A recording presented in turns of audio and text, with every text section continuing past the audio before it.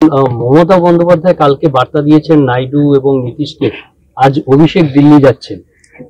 কিছুই অসম্ভব নয় রাজনীতিতে। আর নাইডু আর নীতিশবাবুর মতো পল্টুরাম যারা আছেন তাদের উপরে ভরসা করা তো বেমানি, আমরা দেখেছি ঠকতে হয়েছে। কিন্তু রাজনীতি বাধ্যবাধকতা থাকে, তারা বিজেপির সমর্থনে জিতে আসেন আর বিজেপিকে ছেড়ে অন্যের সঙ্গে হাত মেলান। সেইটা আসবে কিনা সেটা পার্টির সর্বোচ্চ নেতৃত্ব দেখবেন, দেখার লোক আছে আমাদের। আর মমতা ব্যানার্জির কথায় কেউ কোনোদিন বিশ্বাস করেনি। সন্দেশখালী নিয়ে এই রাজ্যের প্রচারের মুখ হয়েছিল, ইস্যু হয়েছিল প্রধান, সেই সন্দেশখালীতেও দেখা গেল যে সন্দেশখালীর যে জায়গা সেখানেও হারতে হলো। না, সন্দেশখালী বিধানসভায় বিজেপি জিতেছে, বসিরহাট লোকসভায় বিজেপি হেরেছে।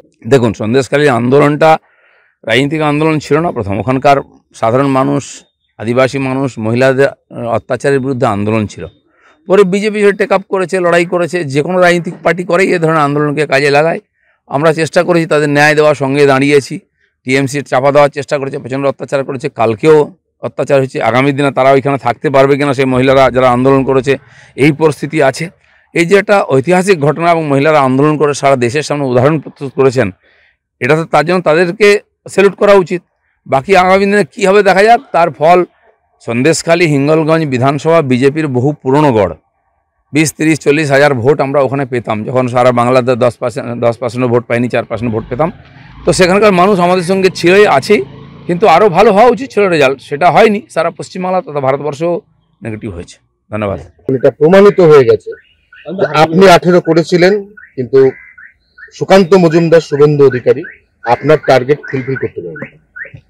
দেখুন, পার্টি চলতে থাকে, লড়াই চলতে থাকে, নেতার পরিবর্তন হতেই থাকে, রেজাল্টেরও পরিবর্তন হতেই থাকে। তো এটা ঠিক যে আমরা গত 21 অবধি এগিয়েছি, লড়াই করেছি। বহু কর্মী শহীদ হয়েছেন, ঘরছাড়া হয়েছেন, বাড়ি ভাঙা হয়েছে, পরিবারে অশান্তি হয়েছে পার্টি করার জন্য।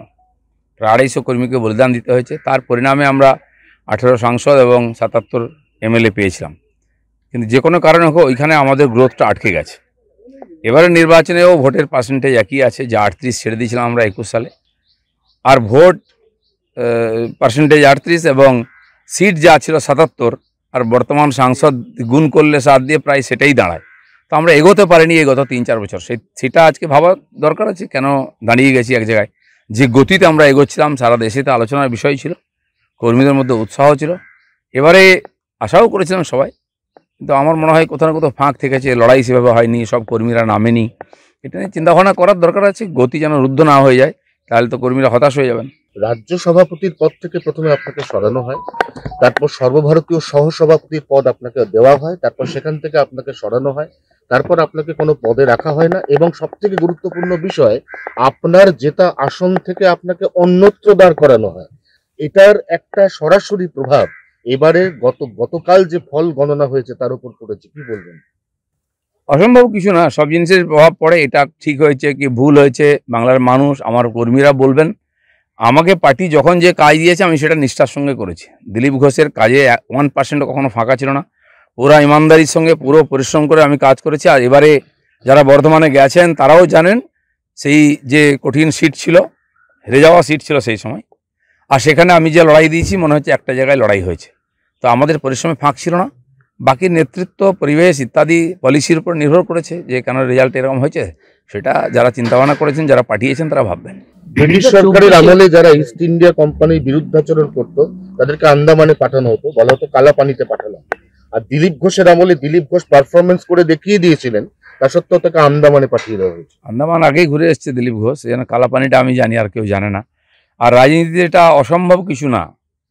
রাজনীতিতে চক্রান্ত, কাঠিবাজি, এটা রাজনীতির অঙ্গ। আমি সেভাবেই নিয়েছি। আমি পুরো পরিশ্রম করেছি, কিন্তু সফলতা আসেনি। রাজনীতিতে যা হয়, সবাই কাঠি নিয়ে ঘুরতে থাকে। কিন্তু 24-এ এই যে ধরাশায়ী বিজেপি, শুধুমাত্র কি সাংগঠনিক নাকি? শুনুন, সারা ভারতবর্ষে আমি গত 30-40 বছর যেটুকু রাজনীতির দিকে লক্ষ্য রেখে বুঝেছি, বহুবার এরকম উত্থান পতন হয়েছে। রাজীব গান্ধী মৃত্যুর পরে বিজেপি ভেবেছিল যে 100টা সিট পাবো, আমরা পেয়েছিল 2টো। অটলজির মতো লোককেও হারতে হয়েছিল খুব খারাপভাবে। তারপরে গত 2004-এতে অটলজি সরকার যখন চলে যায়, এখানে মমতা ব্যানার্জির 8খানা সিট ছিল, উনি একা জিতেছিলেন, তিনি পরে ক্ষমতায় এসেছেন। তো সেই জন্য আমার কর্মী যারা কাজ করতে এসছেন এই ঘাত প্রতিঘাত উত্থান পতন থেকে আমাদের এগোতে হবে, জিততে হবে। হ্যাঁ, আমাদের ব্যক্তিগত রেষারেষি, ভুল বোঝাবুঝি, ভুল পলিসির জন্য এত হাজার হাজার কর্মীর পরিশ্রম যেন জল না হয়ে যায়, তাহলে পরবর্তীকালে তাদেরকে কাজে লাগানো খুব মুশকিল হয়ে যাবে। মানুষেরও পার্টির প্রতি আস্থা চলে যাবে নেতৃত্বে।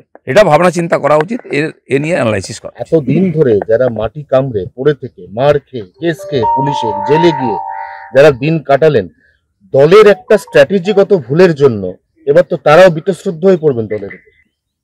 নেগেটিভ হলে তো হয় মন খারাপ। গত পুষ্পল ভায়োলেন্সের পরে বহু কার্যকর্তা বসে গেছিলেন, কিন্তু পার্টির কথা ভেবে সমস্ত ভুলে গিয়ে বাড়িঘর ভাঙা, মার খাওয়া, কেস খাওয়া, জেলে যাওয়া সব ভুলে গিয়ে আবার লেগেছিল অনেকে। তারা কাল থেকে অনেকে ঘর ছাড়া। বর্ধমান পার্টি অফিসে 100-এর বেশি লোক কালকে এসে গেছে যে আবার সেরকম, কারণ তারা সেই পরিস্থিতিটার সম্মুখীন হয়েছিল, সেই ভয়টা মনের মধ্যে আছে। আমাকে থেকে তারা বেরিয়েছিল, বহু জায়গায় এরকম হয়েছে। সেই পরিস্থিতি না হয় তাহলে আবার পার্টি 3-4 বছর পিছিয়ে যাবে, 5 বছর পিছিয়ে যাবে। সেটা খেয়াল করা উচিত, পার্টির ভাবা উচিত যে কর্মীরা পার্টির নেতাদের উপরে ভরসা করে বেরোয়, তারা যেন সংকটের সময় সঙ্গে পায়, এটা দেখা উচিত। রামলালা মন্দির যখন প্রতিষ্ঠা হলো তখন অনেকে বলতে শুরু করেছিলেন মোদি হচ্ছেন রামের অবতার। ফৈজাবাদ আসুন যেখানে রামলালা মন্দির স্থাপিত হয়েছে, 17,175 ভোটে বিজেপি হেরে গেল। কেন এরকম হয়েছে এটা দেখা উচিত। রাম মন্দির আন্দোলন যখন শুরু হয় সেই সময়ও বিজেপি ওখানে জিততো না, সিপিআই জিতত, মিত্রসেন যাদব জিততেন। তো সেই সময় বিনয় কাটিয়ারকে নিয়ে আসে, তিনি আরএসএসের প্রচারক ছিলেন, সোজা তিনি আন্দোলনের মুখ ছিলেন, তাকে নিয়ে এসে জেতা হয়। তারপর থেকে আমরা জিতে এসেছি। কিন্তু রাম মন্দির নিয়ে এত বেশি আন্দোলন, রাম মন্দির বানিয়ে দেওয়া সব করার পরে কেন হেরেছি, আমার মনে হয় এটা একটা পৌরাণিক কারণও আছে। অযোধ্যার লোক রামকেই ছাড়েনি, সীতাকে বনবাসে পাঠিয়েছে, তো মোদিকে, যোগীকে।